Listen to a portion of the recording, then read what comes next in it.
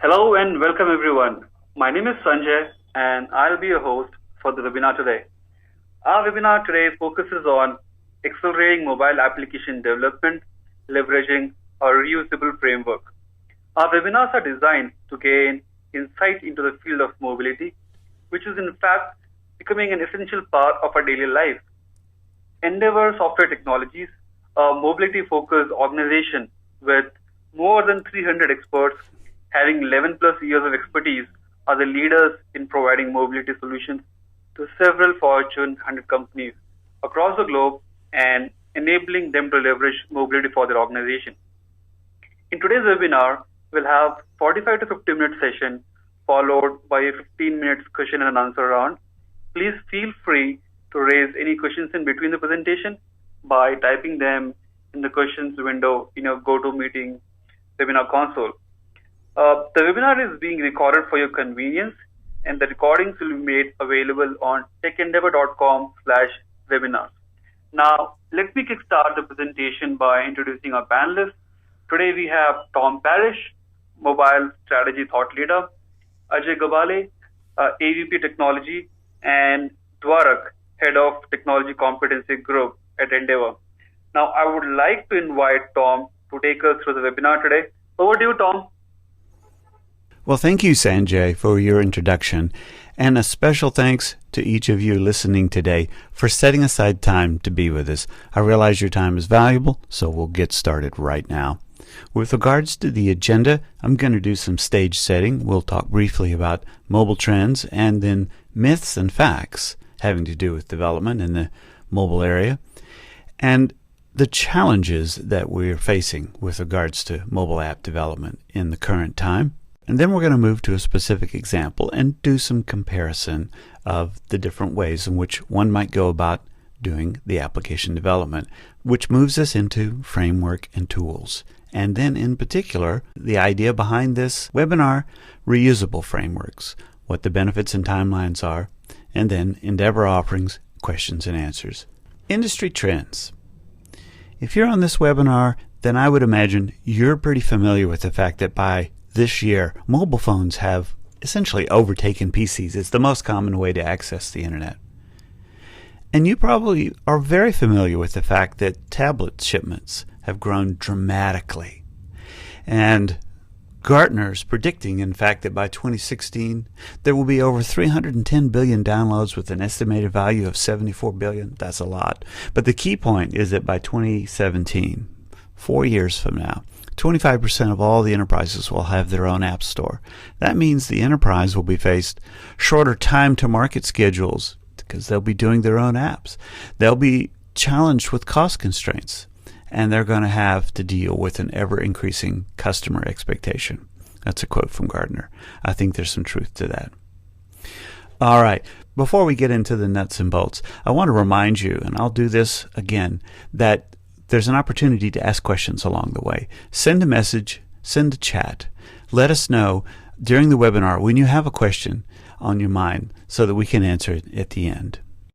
Mobile application development, myths and facts. Let's take that first one.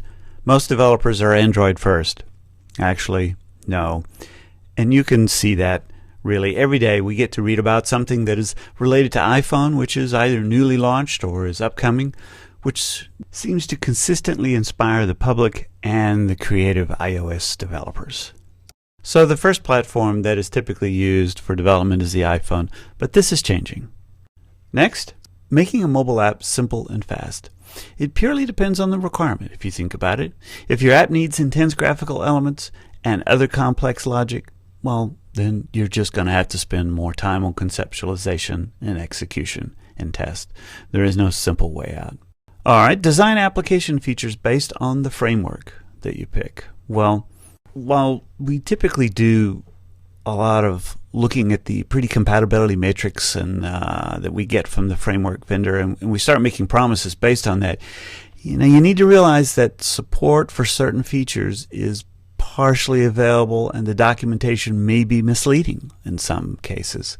What we know from experience, you probably know too, those of you who are developers, is that you must delve deeply into the documentation, understand it fully, versus partially understanding it, and then test your understanding yourself on a real device before you make any promises. You just never know.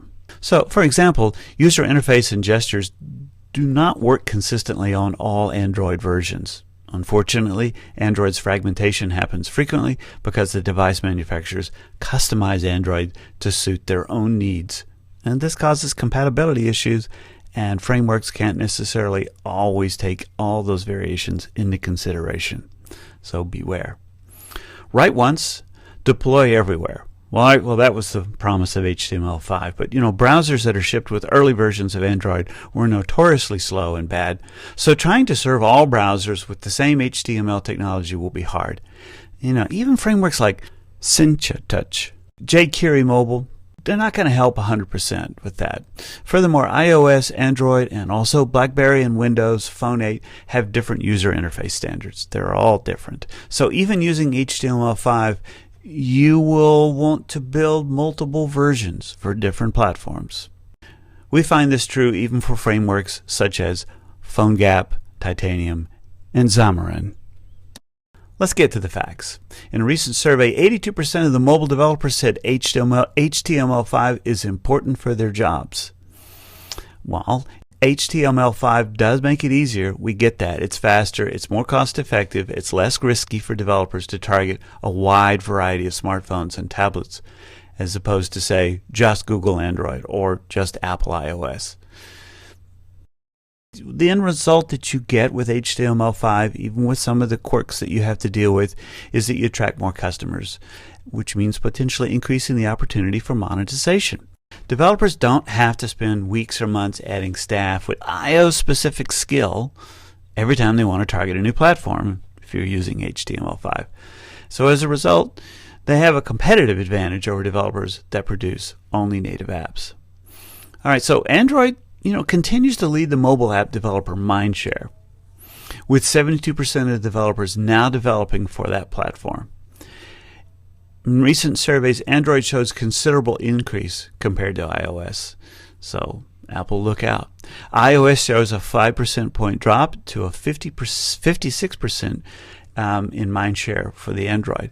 In particular, Asian developers are showing a clear preference toward the Android. So things are changing. 78% of developers use 2+ platforms concurrently, both for iOS and Android.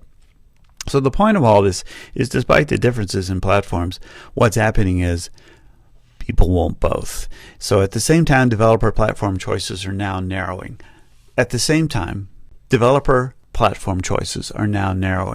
On average, mobile developers use 2.6 mobile platforms in our latest survey that we've done, compared to 2.7 in 2012 and 3.2 in 2011.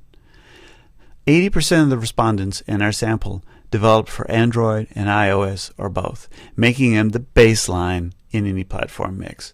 Developers that do not develop for one of these two platforms generate, on average, half the revenue of those developers that do both, leaving little doubt as to the concentration of power within the two major ecosystems. Now that we've cleared up some of the myths and identified some facts, let's get into the challenges in mobile application development.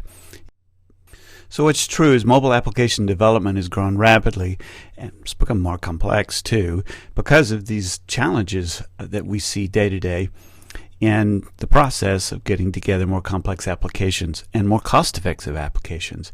So in this slide, we'd like to brief you with some of these challenges that we see customers and service providers have. In the upper left-hand corner, cost-effective solution. One of the most prominent mobile application development issues is to deliver the most effective solution within an effective cost budget. It's about cost, it's about price, often more than we want it to be. Part of the issue is just managing frequent updates and distribution of an application. Most of the applications are developed in phased, wise manner, so sending updates periodically and managing the connectivity elements is a big challenge. Providing user authentication and authorization is another issue. So those are just some of the key points in that particular quadrant. How about service providers who are getting into this? Target platforms and OS fragmentation. That's their big issue. Service providers have a tough challenge of targeting multiple platforms and devices. With so many platforms and the devices evolving in the market, sorting out a unified solution with limitations is a major task. They have to take development strategy for targeting multiple platforms by using third-party frameworks or custom development approaches. Development tools and techniques, cross-platform mobile frameworks such as Appcelerators, Titanium, and PhoneGap, Xamarin, Kony, Xybase, unwired platforms provide decent platforms for developing the best of both worlds. There are good and bad things about these technologies. Service providers also should focus on the choice of frameworks, whether it's rapid application development or some futuristic approach, and testing before making a decision. Okay, let's move to customers in the expert category, upper right hand side there. The big issue is time to market. Enterprise IT teams are taking the long-term view now that IT needs to regain control over this new mobile environment, but to do so in a way that doesn't inhibit the innovation that mobile apps and the cloud can deliver. That's the trick. Cloud-based mobile application platforms are bridging that gap and ensuring that organizations can meet the demand for mobile application innovation without having to sacrifice security, which is a big issue for the enterprise, scalability, or time to market. And finally, in the bottom right-hand corner, with regards to experts in the service providers category, the big issue is rapid application development. When building a mobile application, many things have to be considered. The size of the client interface, key layouts, mobile network connectivity, user interface, data optimization, device hardware specification, and functionality. So many things to consider. So building a mobile-friendly client application from scratch seemed like it would exhaust the budget of the project timeline. But luckily, doesn't have to be like that. Thanks to the pioneers in this emerging field, several rapid mobile development tools and templates already exist for the service provider to ensure timely delivery into the market. Okay, let's get practical here. Let's take a look at a couple of use cases. An example requirement might be to detect location information of Wi-Fi access points or Bluetooth hotspots. Case number one might be to discover Wi-Fi access points or Bluetooth hotspots in a particular vicinity that you're in, and then establish a connection with the Wi-Fi access points and or the Bluetooth MAC address. Okay. The other use case might be to launch a camera with surface view and manage controls on the start of the application. And the camera should be launched with just a few controls on the surface like zoom and contrast, flash on and off, provided by the manufacturer. What we want to do is capture the image and provide a preview option in some screen. How are we going to go about doing that? So let's click on a hotspot there and take a look at the technical and business challenges for these two use cases and the impact this might have on native versus hybrid versus cross-platform development. So let's look at this development challenge from both a business and an engineering perspective. Some of the questions to consider are, should your app be native to a single app, to a single platform, or should it be a web app that runs on all devices? This decision to choose which platform is influenced by cost, as the development budget can dictate, code maintainability, need for a native rich experience or not, and time to market, which could escalate if you choose to make your app run on all devices. So keep in mind, the development strategy you take significantly impacts your strategy and your strategy for testing too. So native, let's review. A typical native app will have better accessibility to hardware, best performance, and rich user interface. A hybrid app development employs native capabilities while also serving as a strategic stepping stone toward adoption of HTML5. So there's some advantages there. But what about a cross-platform framework and tools? Well, you can provide engaging native experiences. You can build rich experiences that deliver optimum performance and leverage every last inch of functionality exposed by the underlying platform and device using cross-platform tools such as Xamarin and Kony, though these can be complex. Key point here is there's no one-size-fits-all. Development, testing, and maintenance have to all be considered in the strategy. All right, let's do some comparison here with regards to this use case. During a feasibility analysis stage of the requirements, we would come across various factors to choose between native versus hybrid. And here we have a list of some of the major factors to be considered while selecting development approaches. Should I go hybrid? Should I go native? It's a question frequently asked by customers and enterprises and developers alike.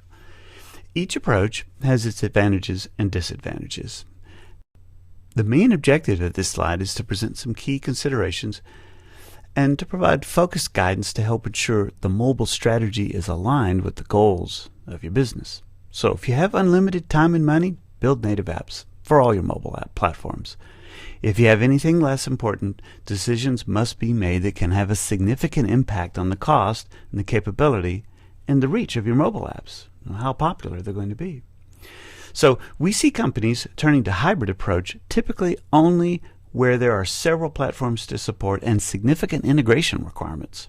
PhoneGap is a viable tool, has gained significant ground in this area and has become a legitimate option for many companies looking to minimize their risk of coming down on the wrong side of the native versus mobile web debate.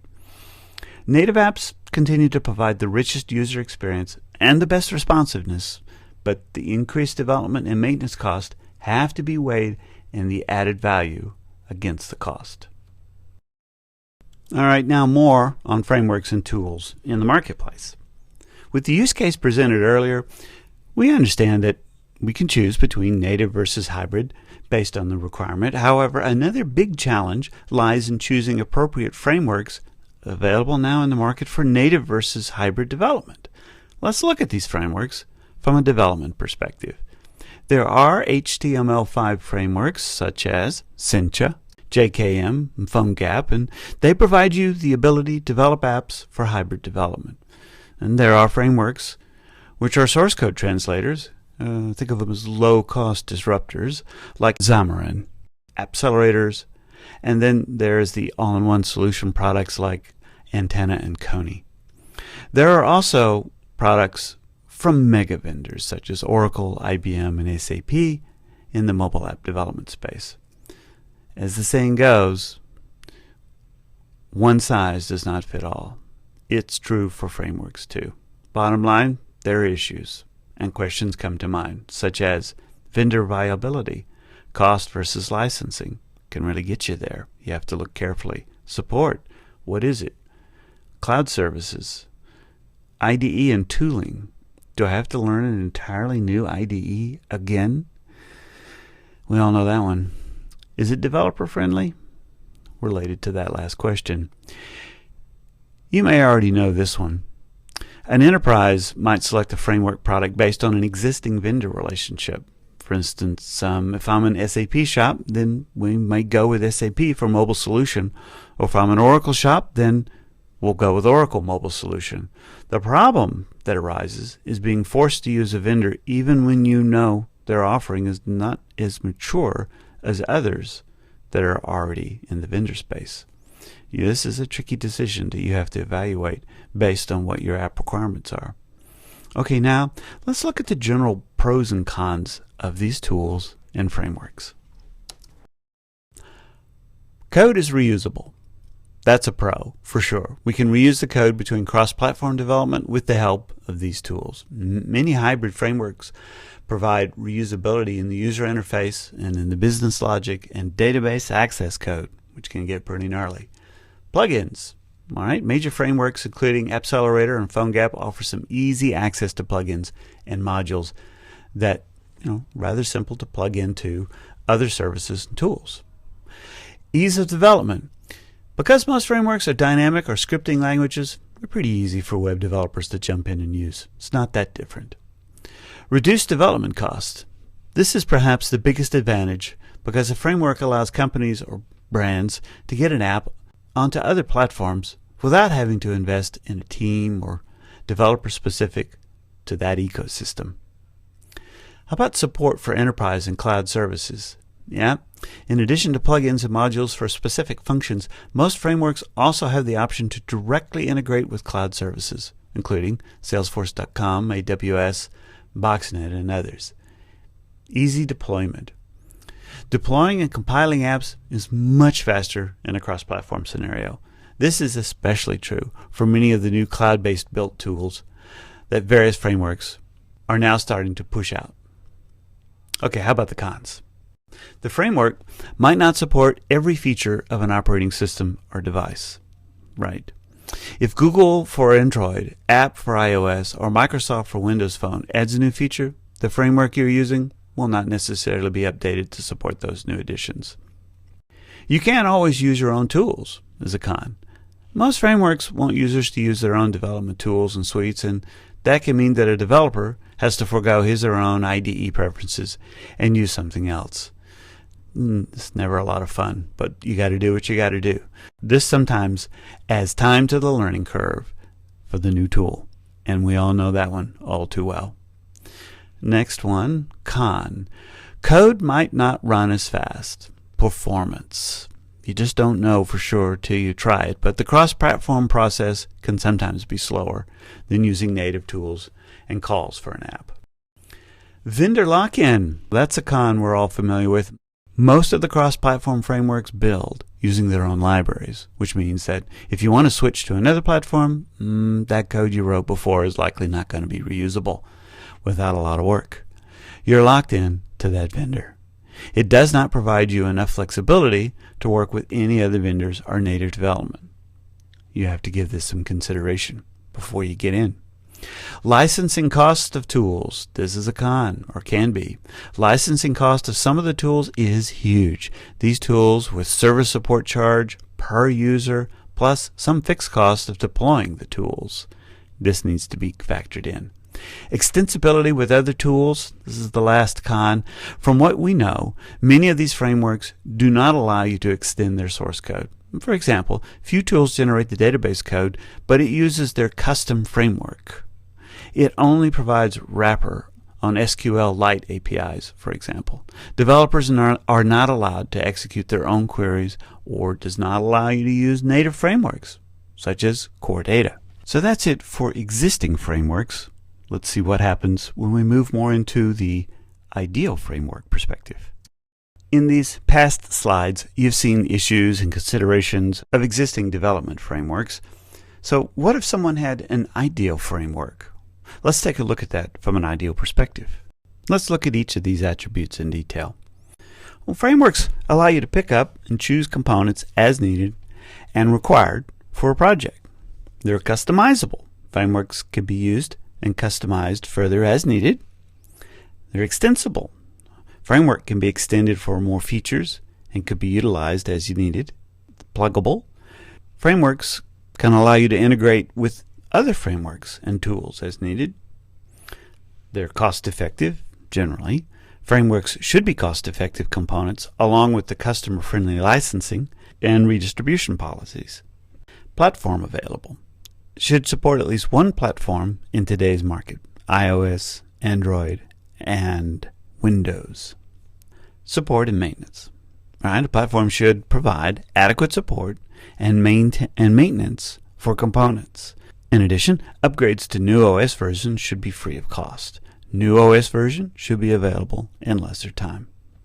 All right, now I'm going to hand over the next part of the presentation to Ajay. Thank you, Tom. Good morning to all of you. I hope you have got a sense of challenges, pros and cons of existing tools and frameworks in mobile application development.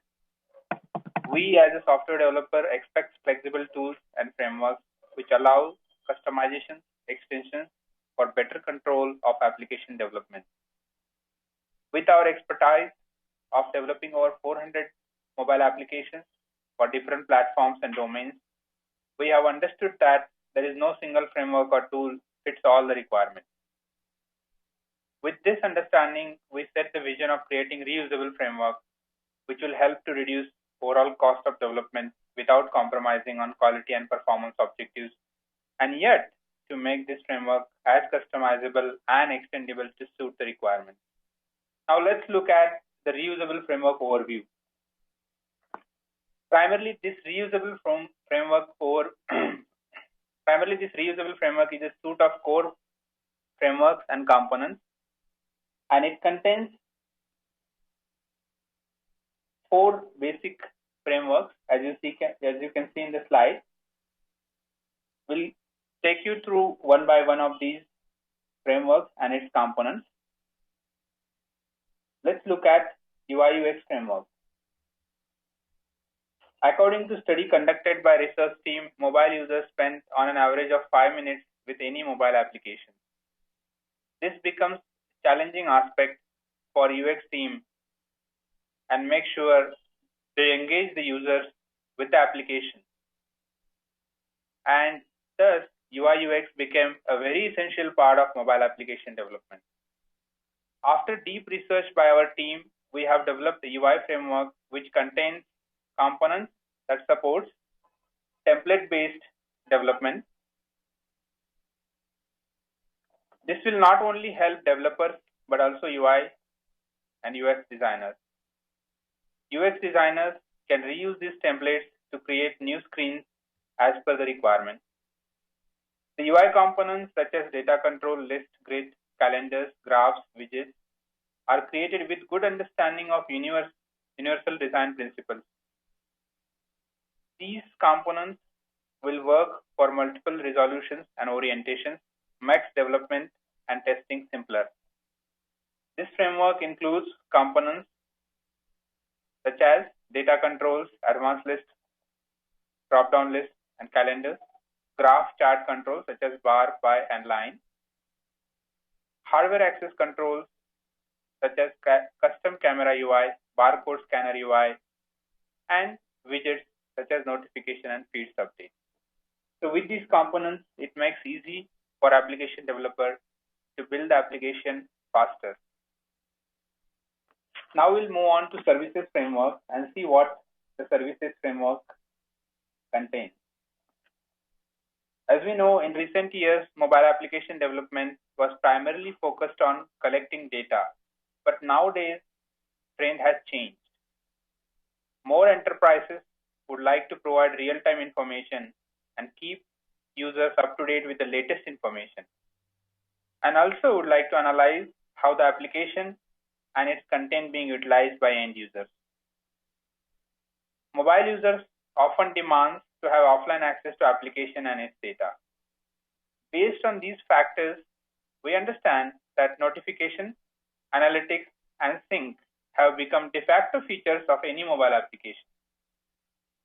The offline connectivity to the application and its data has provided power to mobile users, but providing offline support makes it difficult for developers as it brings more sync challenges such as handling out of sync data and files, conflict resolution, and incremental sync. Understanding these trends, we have come up with services framework that helps to deliver notifications, capture usage data, and seamless data sync with the backend system. This services framework includes notification, analytics, and synchronization services. Let's look at what notification services provide. If you see in existing scenario, there are multiple services provided by different platform vendors such as Apple push notifications, Google Cloud messaging, Microsoft push notifications, BlackBerry push messaging. Each of these services follow their own protocol. This makes development challenging to support for multiple platforms. To overcome these challenges, we need a single-stop solution that will ease our development. And this notification service and its components provide support for push notification, local notifications, and application updates across these platforms and for different vendor services. Similarly, analytics service, there are many solutions available in the market. And these solutions captures the data, stores the data on the cloud. But as you know, many of our customers are not willing to store this data in the cloud. And they expect us to manage the user analytics data within the enterprise network. To support this requirement, Definitely a customized analytics engine will help, which will manage data locally within the network. The analytics services and its components includes analytics engine for multiple platforms for capturing usage data for applications and its content. It allows to store usage data within the local network or a database. Now we'll move on to see what services framework or services synchronization service provides. As mentioned earlier, we encounter multiple challenges while integrating data with the backend system. And these challenges are not limited, but few of them are like out of sync data and files, conflict resolutions, data duplications, and incremental sync. There are many sync frameworks available in the market with a lot of features and functionalities which may not be utilized for the application. And also, the licensing cost is very expensive. So definitely somebody would like to have a customized data sync framework which will help to manage data efficiently and would be a better option or a better alternative. The synchronization services and its components include sync engine, network handlers, parsers to support data, file sync, and feed syncs and provide greater flexibility in the application development. The sync services and components can be customized as per the need of the application. And of course, there are some other utility components are available as part of this core framework, which includes barcode scanners, QR code scanners, audit log, data compression, and data parsers. With this, we move on to the next framework, which is security framework. We have seen in the past that security threats have come in and they are rapidly evolving in different forms. Many companies have come up with a new strategy for addressing the mobile security at various levels of the system. On this activity, our services rely on intensive research activity, which helps us in our effort to stay up to date and possibly ahead on the on the pace of changing scenarios. We believe that the threats in this field are increasing and the most of them are still unexplored. Security framework aims the best practices of mobile security environment in identifying, evaluating, and mitigating the threats. In the past, we have been working closely with our customers and applied the security measures, helping them to protect their sensitive data. We extend the needs related to security in our application system and constantly checking for new threats and addressing those threats and follows up with the existing ones. The security framework is broadly divided in 3 levels in mobile application development. So if you see application level security, application level security is basically comprises of securing an application from unauthorized access. And this can be managed using different techniques such as techniques as an identity management, which is using IMEI, IMSI number, and user credentials, and also using digital certificates. The components such as Active Directory and LDAP authentication services helps in providing secure authentication for applications. The next level, which is basically data at rest, that is basically data on the devices. And it's very important, as we discussed, that more and more enterprises are allowing the data to be stored on the devices, which is an offline access, and it's outside the network. So securing data present on a device, such as persistent storage, database, content, files, preferences, settings, and storage card data, is required to be secured. And the components from security framework allows to encrypt the data using standard encryption mechanisms such as AES encryption, and also allows to hash the data, which will avoid data loss or data theft. Security framework also primarily focuses on using device features such as device pin encryption for iOS and Android. This makes easy for application developer to reuse the device level APIs or the platform provided APIs. The third level of security, which we always think about, data in transit, which is the data across the network. And as all of us are aware that we can manage data security through SSL, appropriate session management, and through VPN. The security framework primarily focuses on securing data end-to-end, meaning securing data at transit and data at rest. The security framework supports multiple platforms and follows security standards and compliance such as HIPAA and HITECH. Security components are not limited to custom security plugins, but also contains components which can be integrated with existing third-party security tools available in the market, such as Wasco or Good Dynamics SDK. The security framework and components provides end-to-end security for the data and the application. With that, we'll move on the next framework, which is our testing framework. Testing mobile application is yet another challenge mobile industry is facing today. An obvious reason is there are multiple devices such as smartphone, tablets, and phablets, which requires us to test the application on each of these devices. This increases the cost of testing and also adds challenge keeping quality of the applications on different devices. To manage these device fragmentation, an automation tool helps to reduce the testing effort. And this framework is highly focused on security testing and crash discovery testing, network testing, UI automation, and so on. So this will help to reduce the testing effort and also reduce or also increase the quality of the application, as we can focus on the functional testing of the application, and we can reuse many of these automation tools for testing different features or application on different platforms and devices. So these are the core frameworks, and its components are building blocks of our reusable framework. And each of these components are developed as a separate library so that any of these components can be effectively used or plugged in for mobile application development and as required.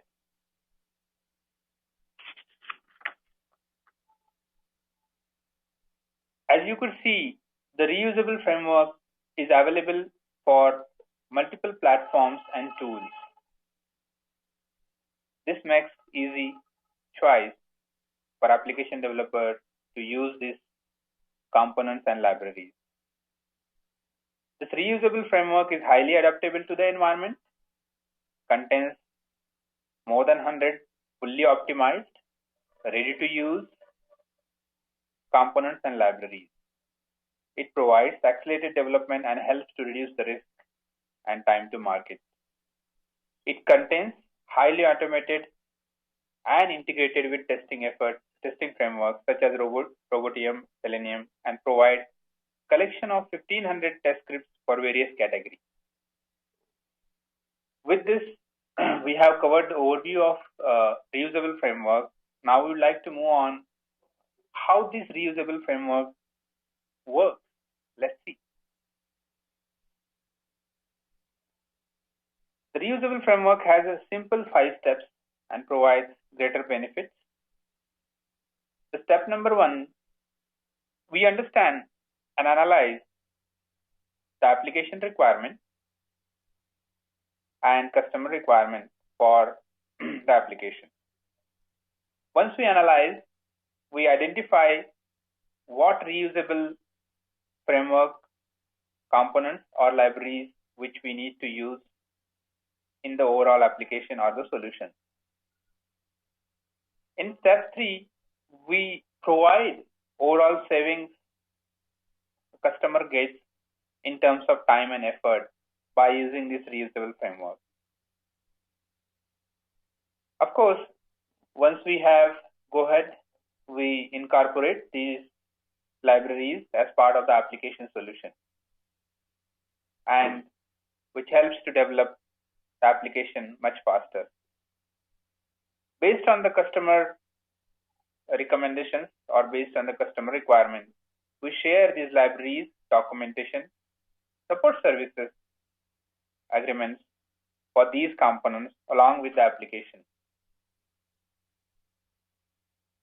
Based on this, now let us understand how these reusable component and framework can typically be used in mobile application with a layered architecture. Let's look at how these components or frameworks are fitting in application development. If you see, a typical mobile project contains common set of functions or requirements, which includes presentation, the UI layer, content and metadata storage, usage analytics for application and its content. Of course, security of data in transit and on device, and notifications and other utility components and services. As you could see, mobile application containing presentation layer can use these UI components which you have provided in reusable framework easily, such as the list view, graphs, and calendars. Again, based on the requirement. The analytics component provides support to capture usage analytics, and notification component helps to deliver notifications, local notifications as well. Whereas security and sync components focus on data and file security and synchronization respectively. The middleware services complements the mobile components and provides required support for middleware. These middleware services include authentication authorization as part of security services, data and file sync services, notification analytics services. If you see, application development team only requires to develop code for data access layer, business logic layer, and rest will be taken care by reusable framework and its components. So this makes an obvious choice for a developer to use reusable framework and develop application faster. Now let's look at some of the salient features and benefits, and of course how much cost and time benefits we receive from reusable framework in next couple of slides.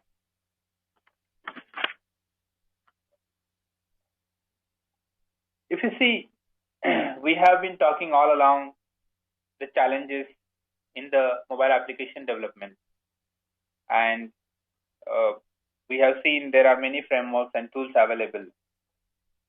But as we said that none of these frameworks or many of these frameworks does not fit or suit to the requirements, all requirements.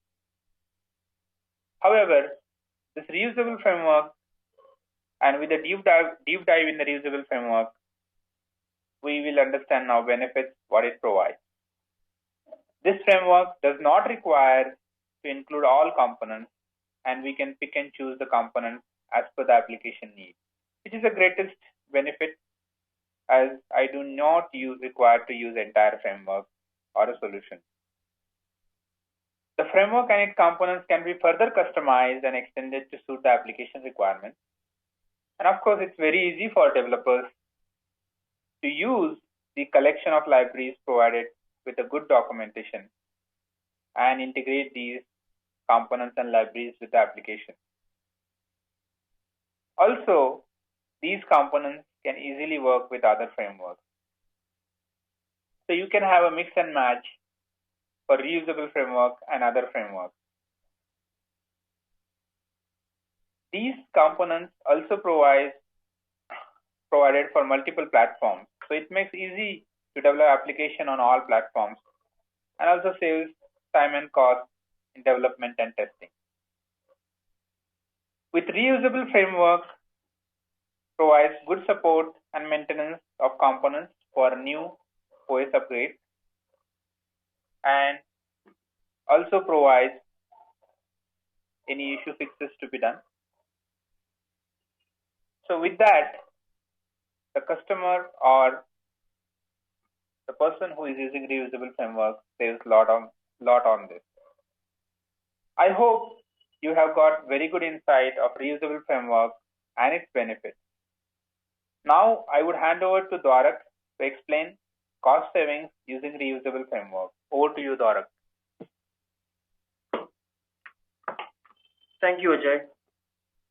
So far, we have mentioned about mobile application challenges, tools, framework, platform overview of the reusable components.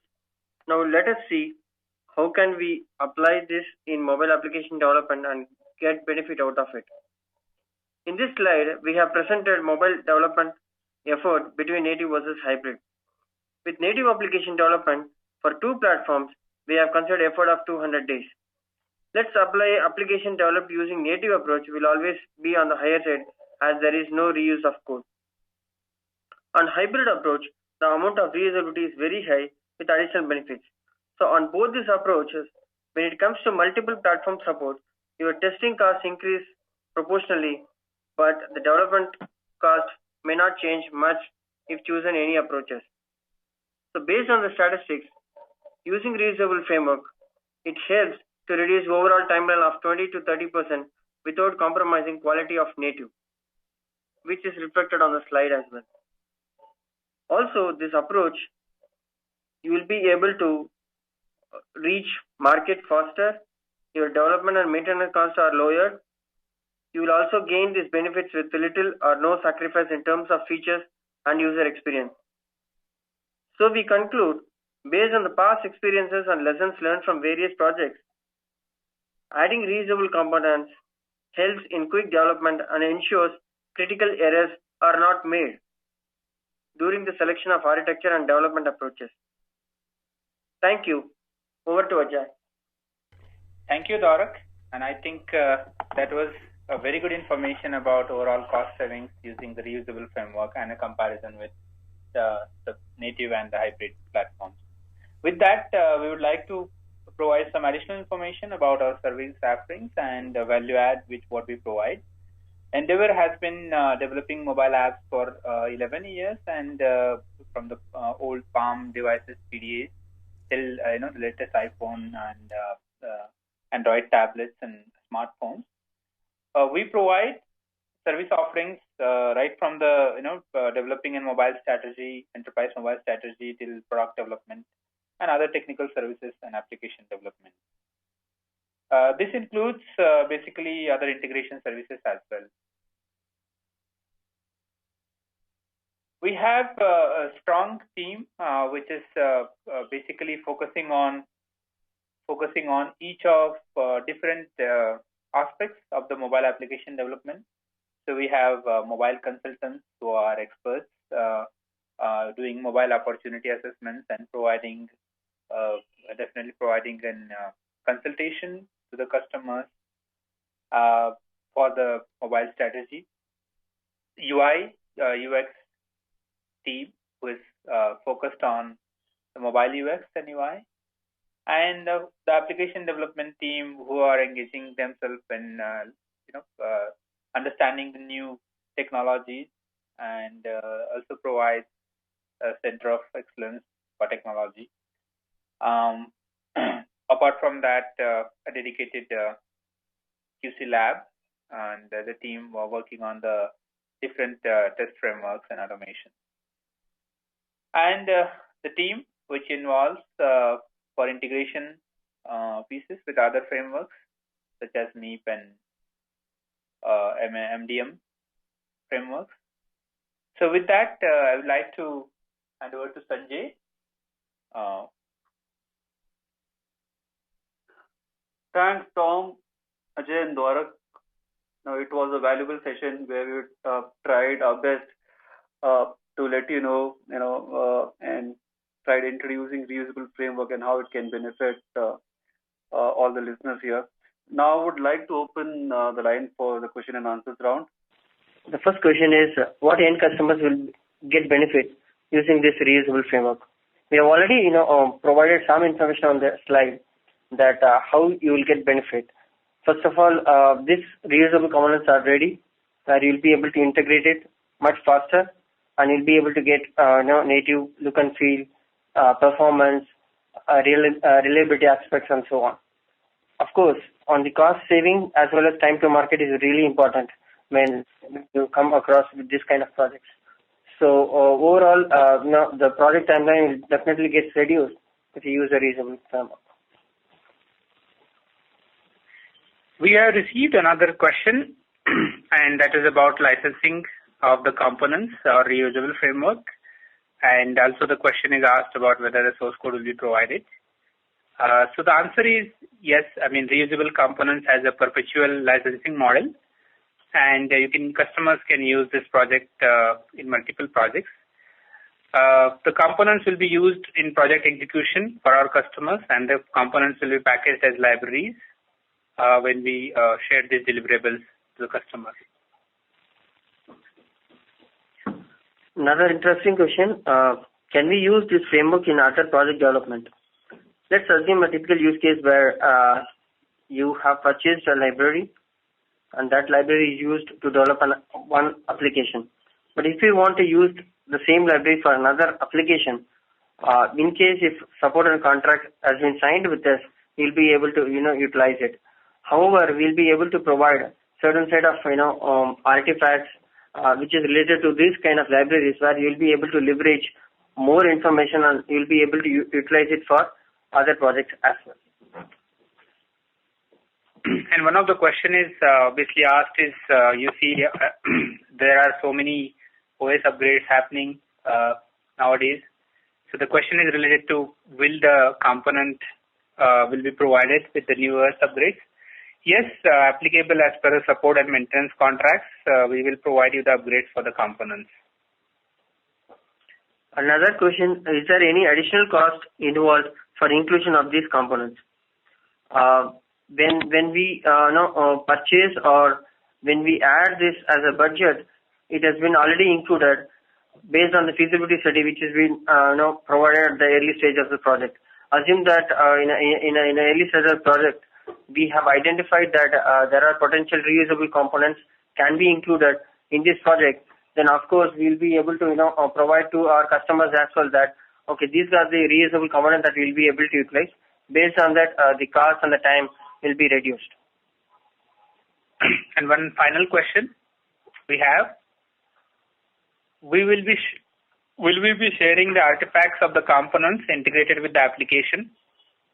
Yes, the answer is yes. As part of project deliverables, we'll be providing the artifacts, whatever are available for the components and the framework.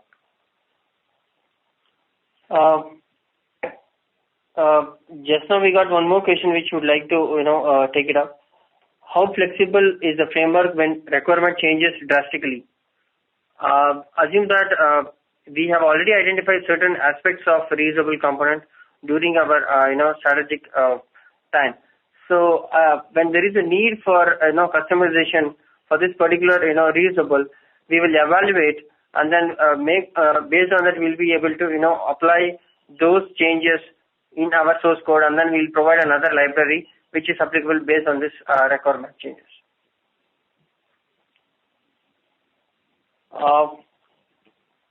Another question which we would like to take it upon, is this framework is used for Symbian, Windows Phone, Palm OS and Pocket PCs? These right now we are supporting these reusable frameworks only on certain platforms which is active in the market. For example, Android, iOS, Windows Phone and so on. So for the outdated platforms like Symbian, Windows Phone, as such Windows Phone or Windows Mobile, we are not supporting right now unless the market revives. However, I think the Symbian and Windows Phone is already outdated in the market. So to answer precisely, we do not have support.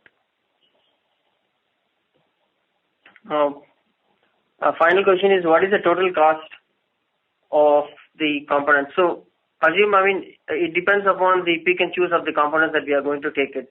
If number of components increases, for example, we have multiple frameworks which Ajay has explained, like UI, UX, security frameworks, analytics and so on. So based on the requirement, we'll be able to evaluate that which framework will be suitable for the requirement, and based on that, we'll be able to provide the costing. Right. So along with basically a project cost, it will be provided how much cost savings you get, and how much will be the cost of the components. I think with that, we finished all our questions, and go to Sanjay. Thank you, Ajay and Dwarak, for answering the questions in such detail. Due to time constraints, we are not able to answer all the questions, but you can soon expect a detailed document in your inbox. If you have more queries, please feel free to reach out to us at info@techendeavour.com for any more details. And as I stated in the beginning, the recordings will be made available on techendeavour.com/webinars within next 2 days. We would also be sending you an email notification with the webinar recording link. And I would like to extend my gratitude to Tom, Dwarak and Ajay for taking us through the entire presentation. And we would like to have a special mention that this presentation is powered by KaiCube.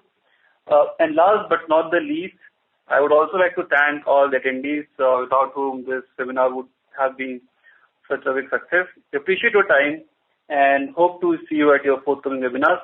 Have a good day. Thank you.